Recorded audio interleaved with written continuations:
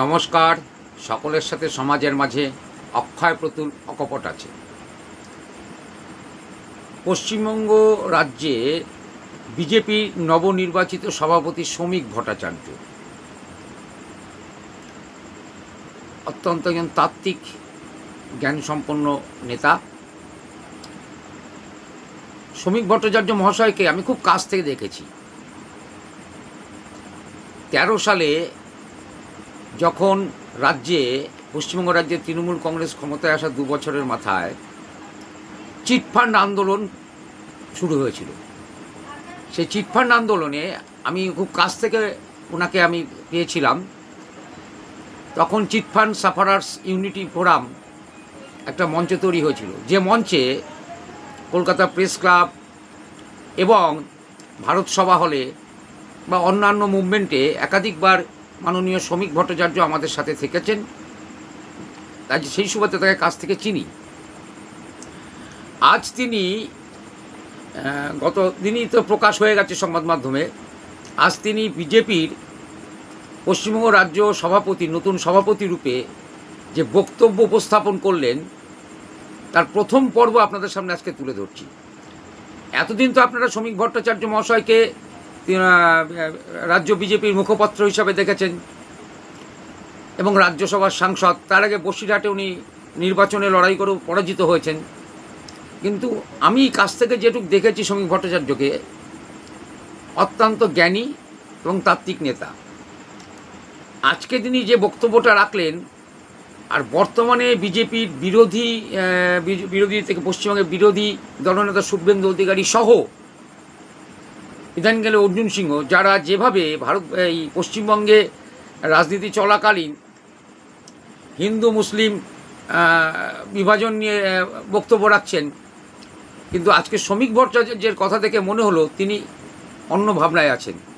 মানে বিজেপির নিজস্ব সংবিধানে যেটা আছে সেকুলারিজম, সমাজতান্ত্রিক কথা, উনি যেন তারই পুনরাবৃত্তি করলেন। তাহলে বর্তমানে বিজেপি নেতারা যেসব কথা বলে চলেছেন, তার সাথে বিজেপির নতুন রাজ্য সভাপতি শ্রমিক ভট্টাচার্য কি বললেন শুনবেন। আর আমি যে সময়কালের কথা বলছি, যখন চিটফান্ড আন্দোলন পশ্চিমবঙ্গে বিরাট আকার ধারণ করেছে, সারদা, সানমার্গ, এরকম মাননীয় অসীম চ্যাটার্জি এবং প্রয়াত সুনন্দ সান্যাল অধ্যাপক, তাদের আহ্বানেই এই শ্রমিক ভট্টাচার্য আমাদের সাথেও ছিলেন। তাই শ্রমিক ভট্টাচার্যের সম্বন্ধে অনেক কাছার থেকে দেখার সুবাদে কিছু জানি। তাই তার আজকের বক্তৃতা প্রথম পর্ব আপনাদের সামনে তুলে ধরছি। দেখতে থাকুন। সকলের সাথে সমাজের মাঝে অক্ষয় প্রতুল অকপট আছে। শুভেচ্ছা জানাই।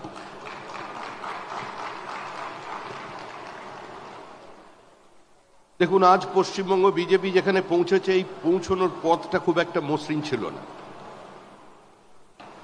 একটা অপ্রাসঙ্গিক রাজনৈতিক শক্তি, যার ভোট শতাংশ ছিল 1-এর নিচে, 1 ঘন্টা বক্তৃতা করলে মানুষকে বোঝাতে হতো যে আমরা জনতা পার্টি নই, আমরা ভারতীয় জনতা পার্টি। বুদ্ধদেব ভট্টাচার্য বলতেন যে রাজনৈতিক দলের বিধানসভায় কোনো প্রতিনিধিত্ব নেই, আমরা তাদের সর্বদলীয় বৈঠকে ডাকি না। আজকে সেই অবস্থান থেকে আমরা যাত্রা শুরু করেছিলাম। আমরা সীমিত শক্তি নিয়ে বাংলার মানুষকে বলেছিলাম, আমরা পশ্চিমবঙ্গের রাজনীতিতে থাকতে এসেছি, চলে যেতে আসেনি। আমরা বাংলার রাজনীতির নির্দিষ্ট একটা গতিপথে পৌঁছে দেবার জন্য আজকে রাজনীতির ময়দানে এসেছে। অনেক লাঞ্ছনা, অনেক উপেক্ষার মধ্যে দিয়ে বিজেপি চলেছে পশ্চিমবঙ্গে। আরশোলা আবার পাখি, বিজেপি আবার পার্টি। ইন্দিরা গান্ধীর মৃত্যুর পর 242টা আসনে প্রতিদ্বন্দ্বিতা করে আমরা মাত্র 2টো আসনে জয়লাভ করেছিলাম।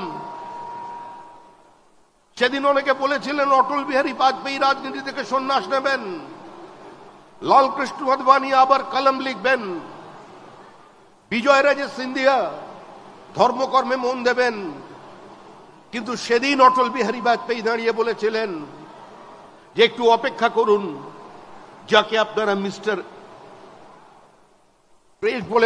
ক্লিন বলে সামনে নিয়ে এসেছেন তিনি মিস্টার ক্লাউন হয়ে ভারতবর্ষের মানুষের সামনে দাঁড়িয়ে পড়বেন।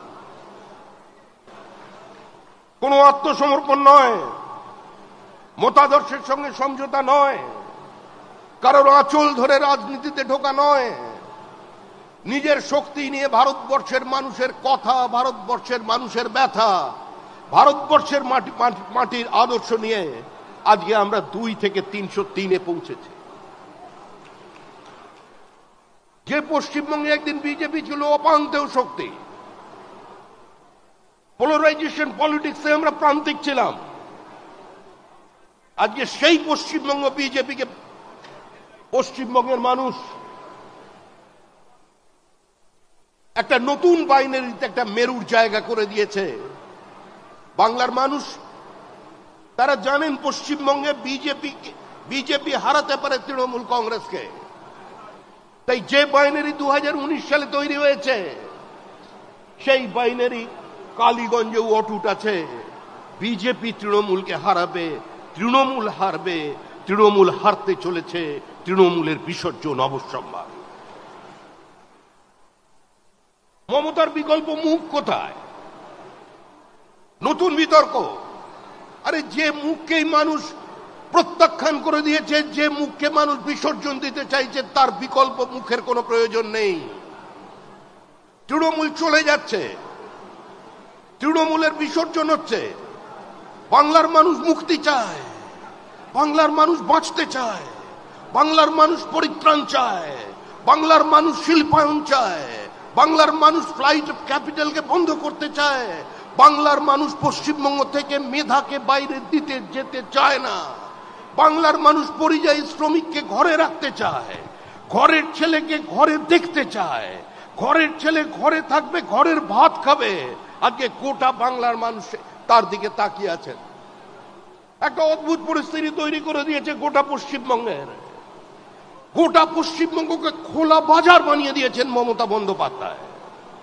প্রতারিত হয়েছে মেধা, 40,000 চাকরিকে বিক্রি করে দেওয়া হয়েছে, 17,000 ছেলে মেয়ে তাদের অনিশ্চিত ভবিষ্যৎ নিয়ে রাস্তায় বসে আছেন। আমাদের বিরোধী দলনেতা, আমাদের রাজ্য প্রাক্তন সভাপতি সুকান্ত মজুমদার বারবার সেখানে গেছেন। আমরা আপনাদের সঙ্গে আছি। পশ্চিমবঙ্গে ভবিষ্যতে কোনো মেধা প্রতারিত হবে না। পশ্চিমবঙ্গ থেকে ভবিষ্যতে কোনো পরিযায়ী শ্রমিক আর অন্য প্রদেশে যাবে না। সেই পরিস্থিতি তৈরি করবার জন্য আজকে বিজেপি বদ্ধপরিকর। ব্রিটিশ ইন্ডিয়ার আগে আমাদের কন্ট্রিবিউশন ছিল সমস্ত বাণিজ্যে এবং শিল্প উৎপাদনে 40%। ব্রিটিশ ইন্ডিয়ায় কমে দাঁড়িয়েছিল 30%। আর আজকে পশ্চিমবঙ্গের কন্ট্রিবিউশন হচ্ছে মাত্র 8%। কোন পশ্চিমবঙ্গ বানিয়ে দিয়েছেন? সারা দেশের কৃষি উৎপাদনে আমাদের কন্ট্রিবিউশন 3.3। যে পশ্চিমবঙ্গ একদিন চাল প্রডিউস করার জন্য সারা দেশে 1 নম্বর জায়গায় ছিল, আজকে আমরা 3 নম্বর জায়গায় চলে এসেছি। মমতা বন্দ্যোপাধ্যায়ের ভ্রান্ত নীতির কারণে আলু চাষিরা আত্মহত্যা করছেন। পশ্চিমবঙ্গের আলু চাষি, আলু ব্যবসায়ীদের সর্বনাশ করে দিয়েছে তৃণমূল কংগ্রেস। পশ্চিমবঙ্গের কৃষকের এই আত্মহত্যার জন্য কোনো আন্দোলন কেউ তৈরি করতে পারেনি বামপন্থীরা, যারা দিনের পর দিন কৃষক সভার গল্প শুনিয়েছিলেন, যারা মানুষকে আরো দরিদ্র বানিয়ে রেখে বড় লোকের বিরুদ্ধে গরিবের লড়াইকে জোরদারের কথা বলেছিলেন। সেই কৃষক সভার কোনো দেখা মেলেনি কোনো প্রান্তিক কৃষকের পাশে, আত্মহত্যা করা কোনো কৃষকের পরিবারের কাছে। দিনের পর দিন একটা সাম্প্রদায়িক বিভাজন তৈরি করে দেওয়া হয়েছে রাজ্যের মাটিতে। আজকে সংখ্যালঘুদের বুঝতে হবে যে বিজেপির লড়াই সংখ্যালঘুর বিরুদ্ধে নয়, বিজেপির লড়াই কোনো মুসলমানের বিরুদ্ধে নয়। হ্যাঁ, আমরা লড়াই করছি আপনাদের বিরুদ্ধে, কারণ আপনাদের বাড়ির ছেলেরা যারা হাতে পাথর নিয়ে ঘুরছে, আমরা ওই পাথরটাকে কেড়ে নিয়ে ওখানে বই ধরিয়ে দিতে চাই। যারা তলোয়ার নিয়ে রাস্তায় নেমেছে, আমরা ওই তলোয়ার কেড়ে নিয়ে তাদের হাতে কলম ধরিয়ে দিতে চাই। এই লড়াই বিজেপির লড়াই, এটা পশ্চিমবঙ্গে বিজেপি করে দেখা। আমরা চাই দুর্গাপুজোর বিসর্জনের মিছিল আর মহরমের মিছিল একই সঙ্গে একই রাস্তা দিয়ে একই সময়ে হেঁটে যাবে। কোনো সংঘর্ষ নেই, কোনো দাঙ্গা নেই, কোনো রাজনৈতিক সম্প্রীতির বিভাজন নেই। পশ্চিমবঙ্গকে বাঁচাতে হবে, এর বহুত্ববাদকে বাঁচাতে হবে, এই মাটিকে রক্ষা করতে হবে। আর তার জন্যই দরকার একটা শক্তিশালী ভারত ভূখণ্ড। আমরা কলকাতায় দাঁড়িয়ে আছি। 1946 সালের পরিস্থিতি তৈরি করে দিয়েছেন আজকে মমতা বন্দ্যোপাধ্যায়। 46 সালে মহিলাদের থাই পর্যন্ত কেটে বিভিন্ন মাংসের দোকানে ঝুলিয়ে রাখা হয়েছিল মধ্য কলকাতায় আতঙ্ক তৈরি করবার জন্য। এই কলকাতার মাটিতে দাঁড়িয়ে স্লোগান উঠেছিল, পহলে পাকিস্তান দেনা পড়েগা তব ভি ভারত স্বাধীন হোগা। এই কলকাতায় মানুষ শুনেছে, কান মে বিড়ি মুহ মে পান লড়কে লেঙ্গে পাকিস্তান। এখানকার মানুষ শুনেছেন, শিক্ষিত মানুষ শুনেছেন, minority has a right to self-determination. We want the right of self-determination. আত্মনিয়ন্ত্রণের অধিকার চাই, আর তাই ভারত ভাগ মানতে হবে, তবেই ভারত স্বাধীন হবে। এই কলকাতার মানুষ 47-এর 20 জুন দেখেছেন, ডক্টর শ্যামাপ্রসাদ মুখার্জির আন্দোলন দেখেছেন। মালদায় তৃণমূল কংগ্রেসের নেতা, তৃণমূল কংগ্রেসের সাংসদ সুখেন্দু শেখর রায়ের পিতা শিবেন্দু শেখর রায়, যিনি বিবাদমান মালদার জমিদারদের এক জায়গায় করে নিয়ে কলকাতায় পৌঁছেছিলেন ডক্টর শ্যামাপ্রসাদ মুখার্জির কাছে। বাংলার ইতিহাস আমাদের পাঠ্যপুস্তকে আজ শিবেন্দু শেখরের নাম নেই। লিগ্যাসি এনজয় করছেন অন্য লোক, কিন্তু যার কারণে আজকে মালদায় আমরা বসবাস করছি, ওটাকে ভারতবর্ষ বলতে পারছি, তার মধ্যে সবচেয়ে বড় অবদান যদি কারোর থাকে, সে শিবেন্দু শেখর রায়ের অবদান, শ্যামাপ্রসাদ মুখার্জির লড়াইয়ের ফসল। আমরা নদিয়ার রানী জ্যোতির্ময়ীকে পাঠ্যপুস্তক থেকে তুলে দিয়েছি, যিনি সরাসরি লন্ডনে গিয়ে আন্দোলন করেছিলেন, ধর্ণা দিয়েছিলেন, ব্রিটিশকে বোঝাতে চেয়েছিলেন যে নদিয়া চাই, নদিয়ার একটা অংশের উপরে আমাদের অধিকারকে প্রতিষ্ঠিত করতে হবে। আমরা সেই ইতিহাস ভুলিয়ে দিচ্ছি। মমতা বন্দ্যোপাধ্যায় বলছেন, আমি পশ্চিমবঙ্গ নাম চাই না, আমি বাংলা বলতে চাই। কেন বাংলা বলবেন? আরে বড় নেতারা তো শেষে বক্তৃতা করে, বলছেন ওয়েস্ট বেঙ্গল সবচেয়ে পরে আসে, ডাব্লিউ থাকবার কারণে তাই ওয়েস্ট বেঙ্গল শব্দটা তুলে দিয়ে শুধু বেঙ্গল করে দিতে হবে। আসলে এর পেছনে একটা চক্রান্ত আছে। চক্রান্ত হচ্ছে ইতিহাস বিকৃতি করবার চক্রান্ত, ইতিহাসকে ভুলিয়ে দেবার চক্রান্ত। মমতা বন্দ্যোপাধ্যায় কোনোদিন 21শে জুলাইয়ের সভায় প্রথম বক্তৃতা করেছেন? মমতা বন্দ্যোপাধ্যায়ের কোন নেতা কোনোদিন কোন সভায় গিয়ে বড় নেতা প্রথমে বক্তৃতা করেন? উদ্দেশ্য একটাই, বাংলার ইতিহাসকে বদলে দাও, বাংলার মানুষকে বোঝাও যে তোমাদের ইতিহাস তৈরি করেছে 1947-এর পরে কংগ্রেস, তার আগে তোমাদের কোনো ইতিহাস ছিল না। কংগ্রেসের গর্ভ থেকে জন্ম নেওয়া তৃণমূল কংগ্রেস ডিএনএ বদলাতে পারেনি, তৃণমূলের পাশ থেকে কংগ্রেস শব্দটাকে তুলে দিতে পারেনি। পশ্চিমবঙ্গের মাটিতে দাঁড়িয়ে আজকে আমরা নিজেদের প্রাসঙ্গিক করার জন্য একটার পর একটা বলিদান দিয়েছে। যে সন্দেশখালীর কথা আপনারা শুনছেন, ওই সন্দেশখালীর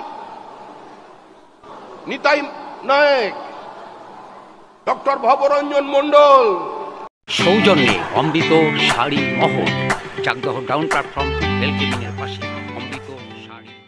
আমি 15ই জুলাই 2025 চাকদহ কল্লোল ক্লাবের রক্তদান শিবির। সবারে করি আহ্বান, দানের সেরা রক্তদান, রক্ত দিয়ে জীবন বাঁচান। মানব জাতির মহৎদান, দানের সেরা রক্তদান। আসুন সকলে রক্তদান করে মহৎ কর্ম পালন করি।